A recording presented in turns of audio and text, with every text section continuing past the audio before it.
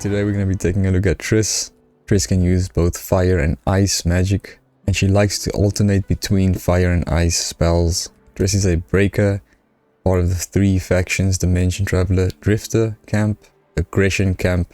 And in the Aggression Camp we have Samantha SP. Samantha SP has a superior leadership aura for aggression units. Attack 10, defense 20, skill damage 10, as well as AoE damage increased by 20, so they synergize very well. Not the greatest speed. So Triss is immune to burning and frosty tiles and their effects, meaning she's not going to get scorched, she's not going to get 0.5 penalty in a movement, she's not going to be knocked back further on icy tiles, and she's not going to take the 1 movement penalty on icy tiles. Healing received is reduced by 50%. We read up on a background in a previous video. They did mention something about her being allergic to her own healing medicines or something, so that kind of has something to do with her own background, and so she takes less healing. And the shield value gained is increased by 50%, which is very good for shield generation, and when having shields becomes immune to interruption effects. Increase magic attack 5%, and when triggering Rhythm of Frostfire, damage is additionally increased by 10%. Rhythm of Frostfire: when casting ice skills while the enemy is on burning tiles, or casting fire skills while the enemy is on frosty tiles, triggers the effect, deals 40% corresponding elemental AoE damage to all enemies within 1 tile radius of the enemy. Each enemy can take up to 2 instances of damage from this effect. This is why she likes to alternate between fire and ice skills. She's going to do another additional mini AoE attack when you put an ice attack on a fire, or vice versa. 2 stars, she's going to increase that flat magic attack by 10%. That's all we're going to get there. 3 stars, we're going to increase magic attack 15%. And she's going to restore 1 energy and reduce all skill cooldowns by 1 turn. Very important, very big jump for her at 3 stars. Just take note of this energy and the cooldown reduction as we look at her skills later. After actively attacking, inflicts frost fire weakness on the target. Frostfire weakness when next actively attacked by ice or fire skills takes 20% increased damage. Right, so at 4 stars she's going to increase magic attack 20%, and at the end of the turn, if on burning or frosty tiles, gains a physical and magical shield equal to 20% of magic attack, which is really cool. 5 stars we increase magic attack to 25% and additionally increase damage with a Rhythm of Fire. Or Frostfire damage is increased by 20%, restores 2 energy and reduces all skill cooldowns by 2. Another big jump, yeah, but I really do think that 3 stars could be enough as well. Still getting the 1 energy and the 1 cooldown. I would also like to push it to 4 stars for the additional shielding she's getting there if possible, but I do think 3 stars is enough. Now just remember that 3 star 1 turn cooldown as well as the 1 energy restoration as we take a look at these skills, and also 5 stars we can get 2 energy and 2 turn cooldown reduction. So she comes with this initial skill teleport, 4 turn cooldown, very heavy cooldown, which we can reduce at 3 stars to 3 turns, and at 5 stars we can reduce this to 2 turns. It's a support instant. I really like this skill. The character teleports to the location, gains physical and magical shields of 50% of her magic attack, and restores 2 energy. It's got everything in it. It's got mobility, it's got shielding, it's got energy restoration. It also has auxiliary passive, gains resolve, more survivability here, so she can revive when she goes down. Also, when your resolve is triggered immediately, triggers the above effects. So I think if she goes down, she's going to give herself shielding. She's going to revive, give herself shielding and restore energy. Also, if she dies, the teleportation changes to the closest ally within 2 to 6 tiles. Can be triggered up to 1 time per battle. Right, so at rank 1 we have 2 skills here. I'm not running either of these skills in our 3 skill slots, so I haven't even decided which of these I'm going to choose yet. If you're not sure, then just don't select these skills and come back later when you have a better idea of which one you're going to need for her. But on the left side we have a nice passive at the end of the turn, heals the ally with the lowest HP percentage within 3 tiles of her by 50% of a magic attack. If its Dimension Traveler unit, grants them the following buffs as well. This is to make her more of a healer. They do have to be a little bit closer to her, and it The buffs are okay, but it's just for Dimension Traveler units as well. Not enough skill slots in my opinion to run this skill, unless you wanted to be your healer. Maybe for a healing mission. On the right side, just a 2 energy cost Fireball skill. Deals 70% fire AoE damage to all enemies within 1 tile of the target and inflicts 1 stack of ignition. Turns tiles into burning tiles and inflicts no healing received and attack down 2 on enemies for 2 turns. The range is not that much. You can see it's just a little cross that you can hit a maximum of 5 enemies if they're adjacent to the target. So I won't be running either of these in my skill slots, but if I do need one of them later, I may come back to get them. At rank 3, on the left side we have the big ice AoE attack. On the right side we have the big fire AoE attack. I've gone for both because she does like to alternate between fire and ice, so that she'll trigger her traits Rhythm of Fire and Ice, where she does an additional mini AoE attack. On the left side here, we have Hailstorm, just 1 energy but a 4 turn cooldown. We can reduce that to 3 turn cooldown at 3 stars. At 5 stars, you can reduce that to a 2 turn cooldown. So for Hailstorm, magical damage, select the target tile. You can target a tile, which is always more versatile than just targeting an enemy.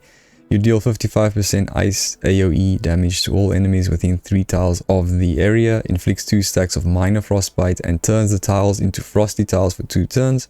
Before attacking, increase attack 20%. After attacking, prepares for 1 turn, then triggers the skill effect 1 more time. So this skill, in my opinion, is much better as her ice AoE attack. You can see much bigger range, you can hit a lot more enemies than this skill with a small AoE range. And so we can use this skill to create all those ice tiles that she likes to be stepping on.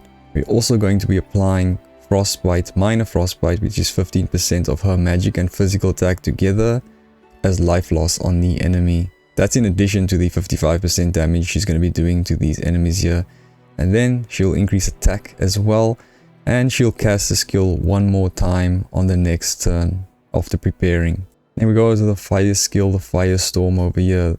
This one costs more energy, but the cooldown is not so heavy. So at 3 stars, we're going to be restoring 1 energy. So we'll be able to sustain the energy needs to alternate between these 2 skills.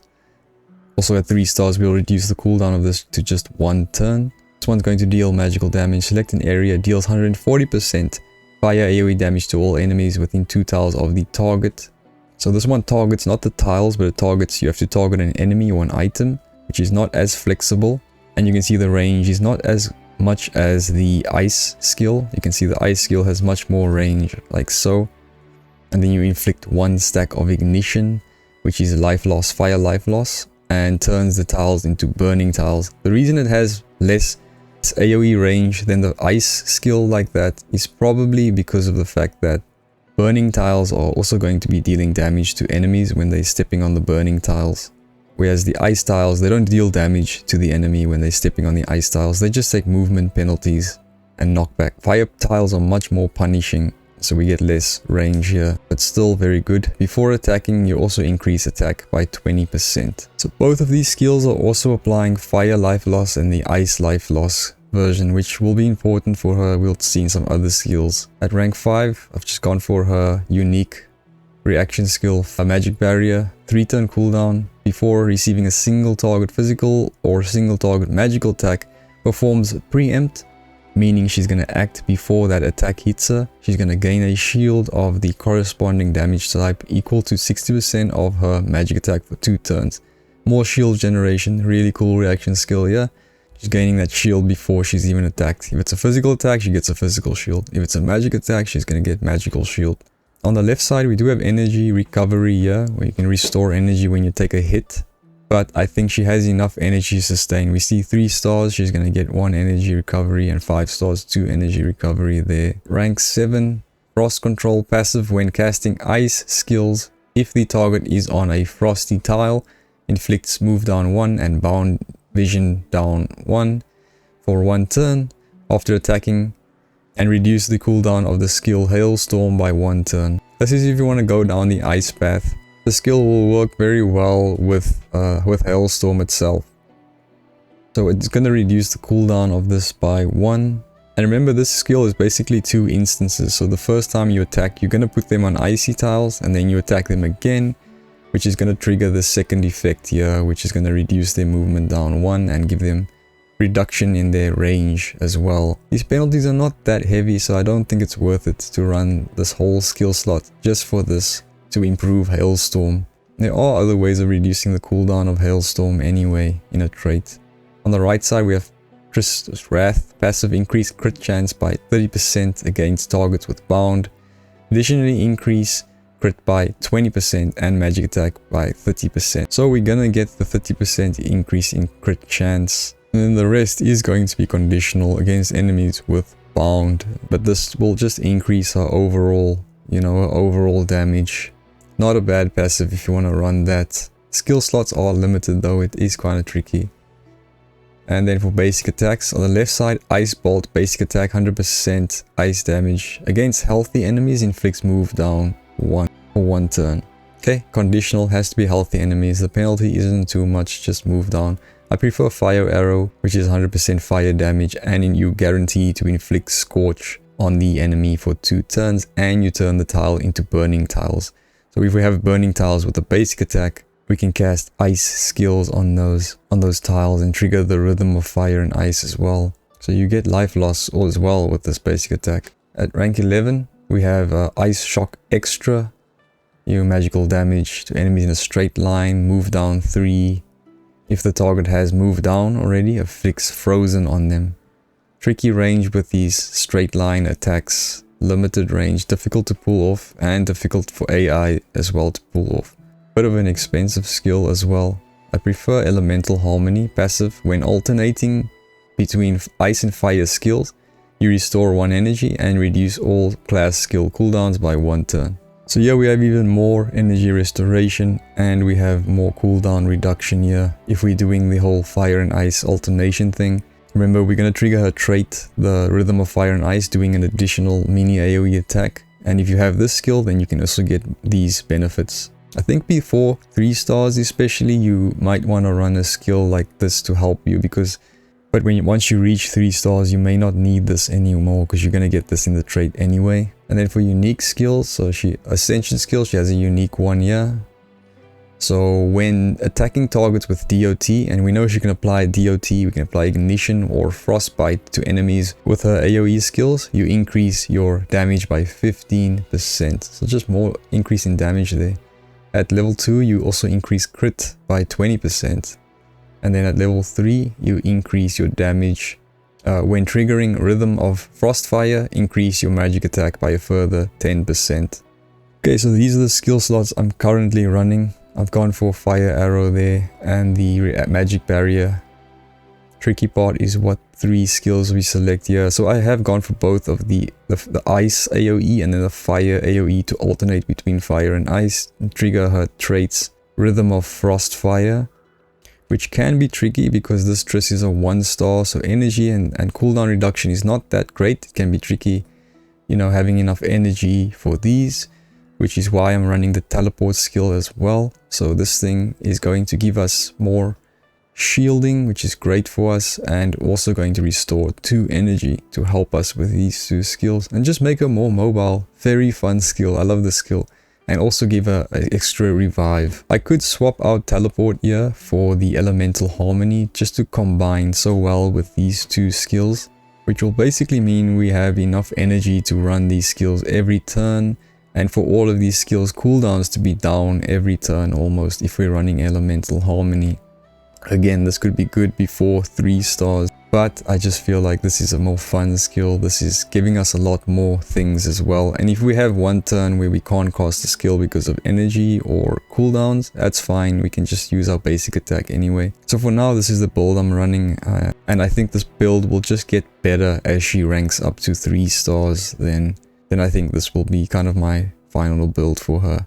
Also, these 2 skills are combining. They casting life loss on the enemies. They're combining well with her unique Ascension skill to increase damage. Now for gear, thanks to Robber for telling me I can actually see the 1-star copy on the right hand corner here. I'm so bad with small things like this. I can go years without noticing small details like this. So for gear, we can look at her astral weapon here, Flames of the Fearless. So this is 1 stars. Ice and fire skills have crit damage increased by 10%. When triggering Rhythm of Frostfire, crit damage is additionally increased by 10%.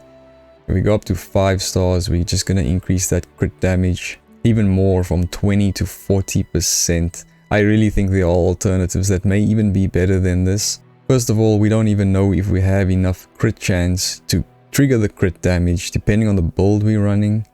And we are looking at a 5-star copy here to get to a maximum of 40% increase in crit damage.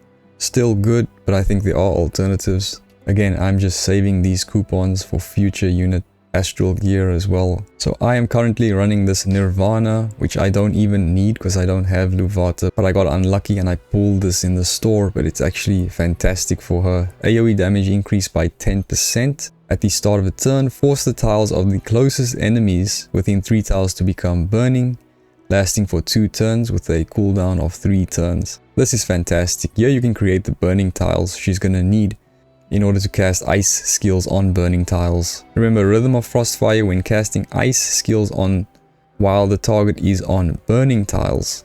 So these enemies are already going to be on burning tiles with this weapon.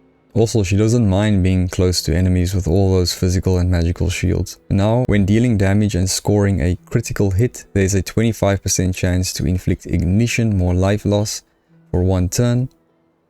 At 3 stars, we can increase the AoE damage 15%, 50% chance to inflict ignition. You know, this ignition can maybe be on multiple enemies if she's dealing an AoE hit and get those crits. And at the start of the turn, forces the tiles within 4 tiles, the enemies within 4 tiles to become burning. At 4 stars, there's 75% chance for that ignition, and we reduce the cooldown for the burning tiles to 2 turns over there. 5 stars, AoE damage 20%, 100% chance for that ignition. If you do have a very good copy of this, I think it will be great. Even 2 stars, I'm very happy running this gear on it for that AoE damage especially. Diffusing Prism is a good one as well. Magic attack 10%. Increasing a magic attack is going to increase all those other stats like life loss damage as well. And you can increase that magical damage up to 20% with Diffusion Prism. Resentment Broom is also a good one, you know, 15% AoE damage increase there. After dealing damage with an active attack, there's a 50% chance for life loss of 20% magic attack. So I like running Shield of Justice because she almost always can have shields, so this will trigger the effect of increasing attack and defense. So a little bit of physical shields there, but it's very insignificant at 1 stars especially. Could also increase a magic attack over here, gain some immunities as well. Blood Luxite Amulet, increase your magical damage and magical AoE damage. If you're doing a lot of AoE attacks, so Dream of the Magician is good for increasing your AoE damage as well. If you are running an astral weapon, you're gonna need a higher crit chance. So you could use Triss's Wrath as a skill to increase your crit chance as well. 30 to 50% increase. And then also run the Justice Tarot to almost get 100% crit chance. Okay, let's do a quick demonstration here. So the most important thing is going to be energy here. She starts off with 3 energy, which means we can cast the fire skill, which is going to use all of the energy up for the first turn. I'll clear the way. And then the second turn we can cast the ice skill as well. We're only 1-star Triss as well. 3 stars, she shouldn't actually have any problems with these cooldowns. You can see 3-turn cooldown and not enough energy there. That's why I like to run this teleport skill. Such a fun skill. Look at this mobility she has, you know, repositioning. She can go over here. And there she restores 2 energy. Now she's up to 5 energy. And she's got these magic and physical shields as well there. And now we can select either one of these skills we want to apply. Maybe we can go for the ice first. And there's the minor frostbite she's applying. I think it's 2 stacks per unit. They're on the icy tiles as well. There's the second wave. Remember, she's going to prepare and cast the skill an additional time. A 3-turn cooldowns for all of those skills, and now we can cast the fire skill. More than enough energy to cast this skill. Now that they are on ice, and we're casting a fire skill on enemies on ice tiles, it's going to trigger Rhythm of Fire, which you'll see is a mini little AoE. There's the first instance of damage. There's the second instance of damage. There's all the life loss she's triggering.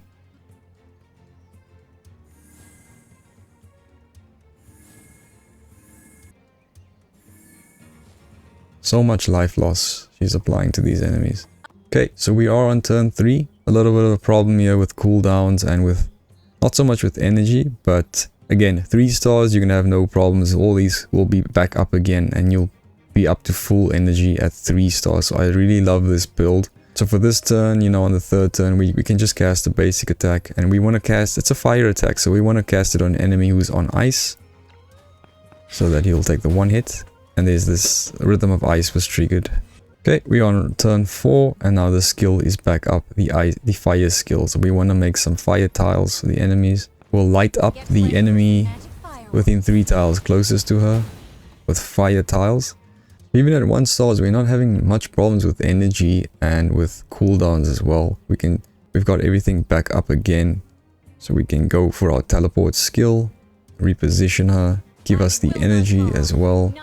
So now we're up to more than enough energy. Cast the ice skill this turn.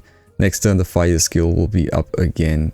So good skill cycling even at 1 stars over here. And why don't we test this build out on auto as well. So there's the ice. First instance of the attack, the minor frostbite. And there's the second preparation attack. So now she casts the fire skill. Not sure if she's using her... Just see her teleportation skill. She's not using it yet. Let's see if the AI is going to use it. Unfortunately, the AI is not using that teleportation skill. And she's just doing a basic attack because she doesn't really have the energy. Yeah. Not smart AI to just use the teleportation skill and restore energy and give her the magical shields. So yeah, for AI you may want to swap out, this one out for the Elemental Harmony, which can give you that more energy and reduce the cooldowns as well. Or maybe even Triss's Wrath. Okay, why don't we see how Elemental Harmony is going to help her with that energy and the cooldown reduction. I'm running that passive now. We see how the AI is going to perform with that skill. There's Hailstorm. Second instance of the attack. Here comes the fire, so she's restoring energy and she's reducing the cooldowns there. Right, so you can see she has... Actually, at 3rd turn, she still doesn't have enough energy and the cooldowns are still not up. Let's just backtrack. So she has 2 energy there, 1 turn cooldown there.